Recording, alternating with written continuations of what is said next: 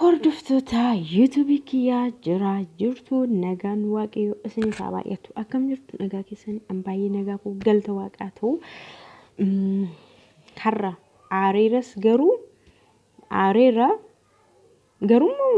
maal jechuus miti mooti. Namoota dadhabaa akkasii namoota dandeettii yaaduu hin qabnetti aaruunis immoo dadhabbina waan ta'eef badas nama naarsuchu ilaalchi isaanii namni garuu an kan hin jedhu namni jireenya namaa keessa maaliif gala waa'ee namaa maaliif odeessaa namni baay'een waa'ee isaa otoo sirreeffatin waa'ee isaa otoo beekin waa'ee namaa odeessa waa'ee namaa keessa harka keessa kaawwata waa'ee isaan beeku baay'ee waa'ee isaa immoo afaan banee jira waa'ee isaa immoo bukoodha dheedhiidha garuu waa'ee namaa odeessuudhaaf waa'ee namaatiif afaan bal'isa. Inni kaan katee bal'isa, inni kaan surree bal'isa. Waa'ee namaatiif, waa'ee namaa maaltu gashee? Waa'ee koo namni maal gashaa? Even nama ormaa mititi ani koo ergan umurii waggaa 18 darbe warri kooyyuu waa'ee koo baay'ee hin dhimman. Fedhii koo irratti hundaa'aniitu. Kan nama reessisanis, kan yaada naa hiranis fedhii koo irratti hundaa'aniitu warroomti koollee jechuudha. Orma immoo maaltu dhibee waa'ee koo keessa waan barbaade yoon ta'eyyuu abbaan barbaadetti yoon heerumeyyuu gurraachatti heerume diimaatti heerume adiitti heerume bareedaatti heerume furdaatti heerume qallaatti heerume maaluma gashaa istiin namaa yoomuma namni kun sammuunsaa beekaa ta'a yoomuma namaaf yaanni galaa yoomuma galaa fi maa jechuudha fayyoonii akkamitti nama akkasitti heerumte. Keessumaa baasee akkamitti nama kana faana kiisingii gooti. Hin jedhamaa yaa jamaa kun hin jedhamaa. Nama akkasitti akkamitti heerumte akkamumatti kiisingii wajjin gooti.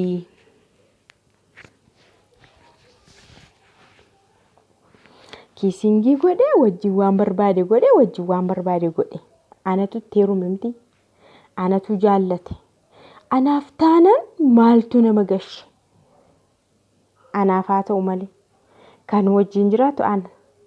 Kan jaallate ana. Kan filate ana. Kan bira jiru ana. Isa maaltu dhibee ishee maaltu dhibee nama akkas jedhee jechuudha. Nama akkas jedhee fayyoon akkamittiin nama kana faana kiisingii gooti nama kana faana. Yoomuma garuu ittiin faradamu baay'ee. Nama akkamitti nama isa kanan akkamitti wal caalsisama. Jireenya nama dhuunfaa tokko keessa immoo akkamittiin galama.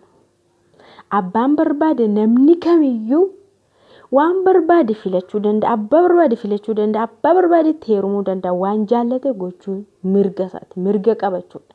Kun immoo mirga nama tokkoo dhiibuudha. Mirga namaa dhiibuu jechuudha. Akka namni filannoo mataa isaatiin hin deemne gochuudha jechuudha.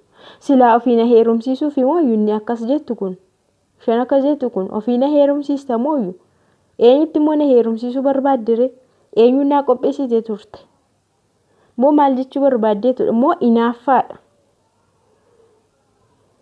Inaaffaa yoo ta'es dantaa keeti angaruu filannoo koo filannoo sirriidha jaalattus jibbitus wajjin kiisingii godhe wajjin waan barbaade godhe waan si gashummoo qabdu si galeera. Waa'ee namaa odeessuudhaaf yeroo hundumaa jarjaruu waa'ee nama ilaalcha kennuu yaada kennuu barreessuu akkamitti akkas ta'ee maal fakkaatti atoo maal fakkaata yeroo akkas namaan jettu atoo nama akkamii fuudhuuf moo nama akkamitti heerumuuf yeroo akkas jettu malaa'iktii waaqarraa dhufedhamoo ati lafarraa malaa'iktii isa samaa irra gadi bu'edhamoo ati eenyudha nama miti. Namni garuu nama ta'uu isaatiin namni kamuu walqixa jaallattus jibbitus jechuudha. Namni kamuu namummaa isaatiin walqixa. Namni kamiyyuu nama kamiin hin caalu namni kamiyyuu nama kamii gadi miti. Namni bifaan ebeluun caale jedhames hin jiru. Diimattee nama gurraachas hin caalle gabaabbattee nama dheeraadhaa gadis hin taane namni kamiyyuu jechuudha. Yoo dheeraa taates qixxeema nama isa gabaabaati yoo gabaabaa taates qixxeema isa nama dheeraati. Garaagarummaa qabachuudha namni ilaalcha warra dadhabootaatiin namni garaagara ba'a malee yaada warra dadhabootaatiin ilaalcha isaaniitiin warra hubannaa hin qabne hubatanii hin dubbanne hubatanii waan tokko hin goone Jaaradha malee wanti nama isa tokko ol kaasee isa tokko gad deebisu isa tokko dheeraa godhe isa tokko gabaabaa godhu isa tokko bareedaa godhe isa tokko fokkisaa godhu malee namni kamiyyuu wal qixadha. Namni kamiyyuu bareedaadha. Namni kamiyyuu uumaa waaqaati akka bifa waaqayyootti uumame waan ta'eef wanta harki waaqayyoo uume hundumtuu immoo bareedaadha. Liqimsi. Ishee fayyoo waan saalfattu sin qabdu waan qaanoftu sin qabdu wanta itti amananii godhan tokkotti itti hin qaanaani itti saalfatanii hin leeyyaanis ofii keetti amanteetti amanamummaa guutuudhaan itti galteetta taana waan sanatti keessa jirta taana wanti nama qaanessu hin jiru wanti nama sodaachisus hin jiru. Kanaafuu yoona kana akka namni hamma akkas dubbattu immoo yoona namuma angaruu akka kee miti. Hubannaadhaan dubbadha, ogummaadhaan dubbadha. Kanaafuu deebisaan jira jechuudha. Ana qofaadhaan miti kan akkas jettu yoona nama danuudhaan kanat akkas jettu. Ebeluun maaliif akkas ta'e achi deemte immoo maaliif gabaabbate gabaabaa jette achi deemte immoo maaliif akkas ta'e achi deemte maaliif akkas qallatee jetta. Kanaafiyyuu ati garuu inni akkasii odeessaa oltutumu odeessituu hafta malee immoo waa tokko irra kan geenye kana beeki. Namni yeroo hundumaa waa'ee namaa sirreessuu barbaadu. Atamma na sirreessuu barbaade. Fayyoon akkamitti jette akkamitti jechuun ana na sirreessuuf dhuftee na sirreessuuf akka yaada keetti jechuudha.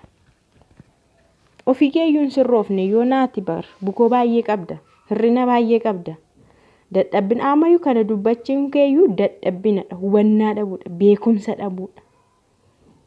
Kanaaf wanti yeroo hundumaa immoo hamma namaan geenye immoo koomantii namaa kennuudhaaf jarjarti. Koomantii yaada namaa kennuudhaaf jarjarti. Kanaaf akkamitti silaa kun akkas hin jedhamaa hin jedhameen gaafatamaa akkas hin jedhamaa silaa kun waan jedhamuudha. Waanuma jedhamuu fi waan hin jedhamne iyyuu hin beektu. Waan jedhamee gaafatamuu fi waan jedhamee hin gaafatamne iyyuu addan baafanne. Waanuma furrisi keessa jiruuf dudubbatta malee jechuudha. Afaan dubbii bare bulluqa alalfataa jedhan. Angaruu waan tokko sodaan qabu qaanis hin qabu waan barbaade irra jedheen dubbadha. Nama kamiiniyyuu nama kamiifiyyuu jechuudha. Namni tokko mirga guutuu qaba baqa eenyuyyuu haa ta'u waan barbaade filatee heerumuudhaaf waan barbaade filatee fuudhuudhaaf waan yaannisa isa ajaje yakkan ta'in malee raawwachuudhaaf mirga isaati. Yakka bichaatu seeraan nama gaafachiisa malee namni tokko kun na baasa jennaan kun naa ta'eera jennaan kana jaalladheera jennaan yoo raawwate yoo godhe yoo jiraate wanti isa gaafatu hin jiru. Kanaafuu namni nama jiraachisu hin jiru. Namni nama oolchu hin jiru. Namni nama bulchu hin jiru. Zim jedhanii callisanii lafa duwwaatti afaan banaa oolu. Koomantii namaa kennaa oolu. Utuma afaan bantu utuma koomantii bantu namni ati ceephaatu namni ati koomantii itti kennitu si gatee si bira darba. Ati garuu achuma ammas kan biraa barbaaddattee kan koomantii itti kennitu barbaaddatta kan yaada itti kennitu itti barbaaddatta kan tuffattu itti barbaaddatta ofii keemaa tuffatamtee duubatti haftee itti baay'ee si bira darbu barisa warri ceephaatu warri yaada itti kennitu warri fokkisaadha gabaabaadha bareedaadha dheeraadha akkas ta'e hin jallate jettumoo qaata si bira darban kana beeki ofirratti hubachaa deemi. Isaan jireenya isaaniitti fufanii adeemaa garuma fuulduraatti deemu. Ati garuu waa'ee keetti yaaddu waa'ee kee hin beektu qaalluun kan hin beektu kan namaa xibaarti jedhanii yoona siin immoo kumaatama waan kumaatama namni sirra kaa'a ati garuu namarra waan sagal barbaadda namarra uuba barbaadda namarra ofii kee utubaa ija kee keessatti baattee uuba ija namaa keessaa baasuudhaaf olii gadee jetta. Kanaafuu maal si godha waa'ee namaa odeessu maal si fayyada? Abbaan barbaade akka barbaadetti yoo jiraate maan rakkoo maalii qabu waan barbaade filateetti heerume yoo akka barbaadetti jiraate mirgan qaba mana kee dhufne sin gaafanne sin kadhanne sirraa liqeeffanne. Kanaafuu jireenya mataa isaa jiraata namni kamiyyuu jechuudha. Kan manni jireenya mataa isaa jiraatutti hamachuun waa'ee isaa odeessuun koomantii akkasii barreessuun maaliif barbaachise? Moo nama kamiin caalte ati? Uumamaadha miti atis waaquma si uume. Kan waaqni uume kamiyyuu immoo kamiin hin caalu. Warri akkasii caalu kan jedhu seerrisi barreeffamnisi wangeellisi quraannis hin jiru. Warri akkasii caalu warri diimaa warri gurraacha caalu warri dheeraan warri gabaabaa caalu warri furdaan warri qallaa caalu. Jira ulaagaan akkasii barraa'es hin jiru kaa'ames hin jiru, seenaa keessas hin jiru, eessayyuu hin jiru jechuudha. Kanaaf walqixa. Bakka.